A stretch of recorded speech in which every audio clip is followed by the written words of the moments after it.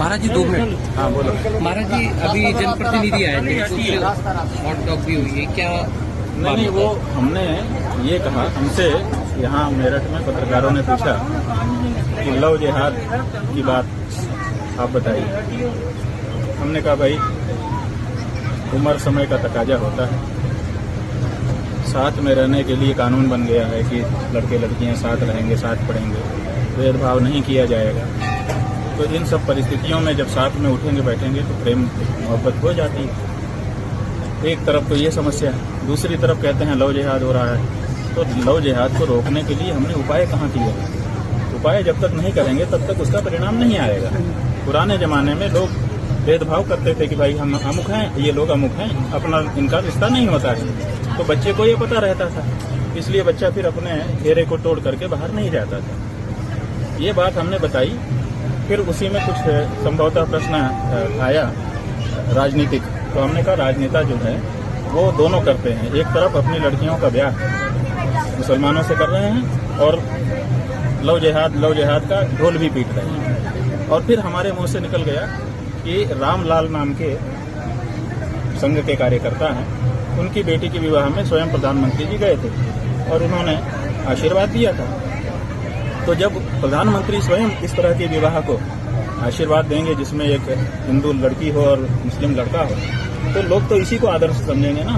तो दोनों कैसे हो सकता है? एक तरफ आप लव जिहाद के बारे में लोगों को सचेत भी कर रहे हैं और दूसरी तरफ आशीर्वाद भी दे रहे हैं। तो कोई व्यक्ति संघ के रहे होंगे, वो खड़े हुए, उन्होंने कहा नहीं आप गलत बोल रहे हैं, वो बेटी नहीं, रामलाल जी की बेटी के विवाह की बात नहीं है। तो हमने कहा कौन है? बोले उनकी भतीजी है। रामलाल जी तो संघ के प्रचारक हैं, वो अविवाहित रहते हैं और उनकी बेटी कैसे हो सकती है? तो हमारा कहना था कि भाई भतीजी भी तो बेटी ही होती है। हमने बेटी शब्द कहा तो भतीजी भी बेटी होती है, एक बात।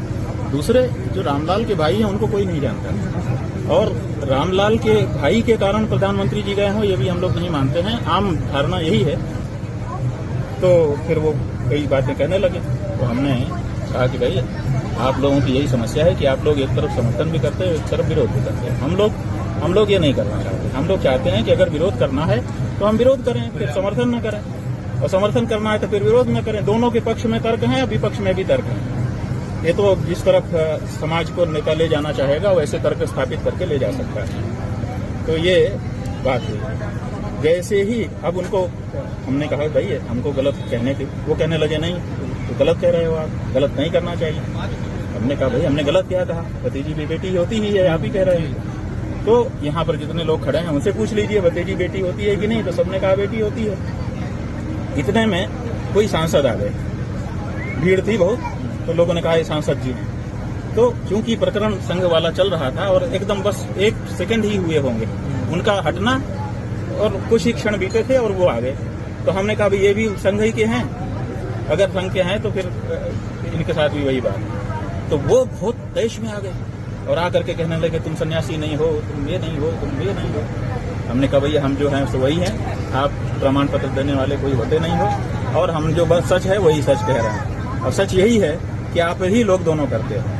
आप एक तरफ समर्थन भी करते हुए दिखाई देते हो, एक तरफ विरोध भी करते हुए दिखाई देते हो, जो कि हम लोगों को समझ में नहीं आता है कि असल में आपका क्या कहना है। तो आप लोग साफ होइए, अगर विरोध करना है तो विरोध करिए, समर्थन करना है तो समर्थन करिए। हम जहां तक हमारी बात है, हम सनातन धर्मी लोग, हम भेदभाव मानते हैं इस मामले में, और ऐसा भेदभाव नहीं मानते कि हम किसी को मुसलमान होने के कारण परहेज करें, उससे हम नफरत करें, उसका अनादर करें, ये हम नहीं मानते। लेकिन हम ये मानते हैं कि ब्याह शादी खाना पीना हमारा अपने में होता है, उनका अपने ढंग से होता है। ये इनकी समस्या है, हमने ये कहा। अब आप फिर कह दे रहे हैं, अब चूंकि कहलवा रहे हैं तो कह दे रहे हैं कि राष्ट्रीय स्वयंसेवक संघ के जो मोहन वैद्य जी हैं उन्होंने वक्तव्य दिया कि हमारे 30,000 स्वयंसेवक उत्तर पूर्व के वो गौ मांस खाते हैं, हम किसी के खाने पीने पर रोक नहीं लगाते। तो जब तुम्हारे सेवक गाय का मांस भी खाएं, मुसलमानों से ब्याह भी करें तब भी वो हिंदू, और हम उनसे परहेज करें तब भी हम हिंदू, तो दोनों को कैसे बने?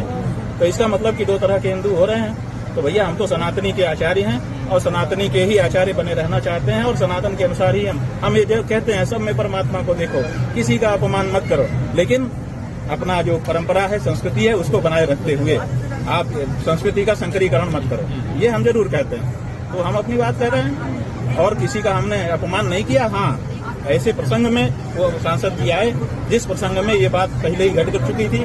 संघ के व्यक्ति ने उंगली दिखा दिखा करके हमको गलत कहा। हमने उससे पूछा कि हम गलत कहाँ है बताओ, वो बता नहीं पाया, बस गुस्सा करता था। तो केवल गुस्सा करने से थोड़े होता है, आपको अगर किसी को गलत कहना है तो आपको निरूपण करना होगा कि इस कारण से आप गलत हो। हमारे मुंह से बेटी शब्द निकला कि रामलाल की बेटी, तो हमने उनसे पूछा कि भाई, और सभी से पूछा जो खड़े थे, अभी हम पूछ लेते हैं एक बार, क्यों भाई भतीजी बेटी होती है कि नहीं होती? बेटी सम्मान तो ये बात बेटी होती है, बेटी समान कहोगे तो व्यवहार बिगड़ जाएगा जी, बेटी ही कहना पड़ता है। और प्रधानमंत्री जी रामलाल के कारण ही गए थे, ऐसी धारणा हम लोगों के मन में है, क्योंकि रामलाल ही पदाधिकारी थे, उनका भाई पदाधिकारी नहीं। तो ये बात है और कोई बात नहीं। ठीक है।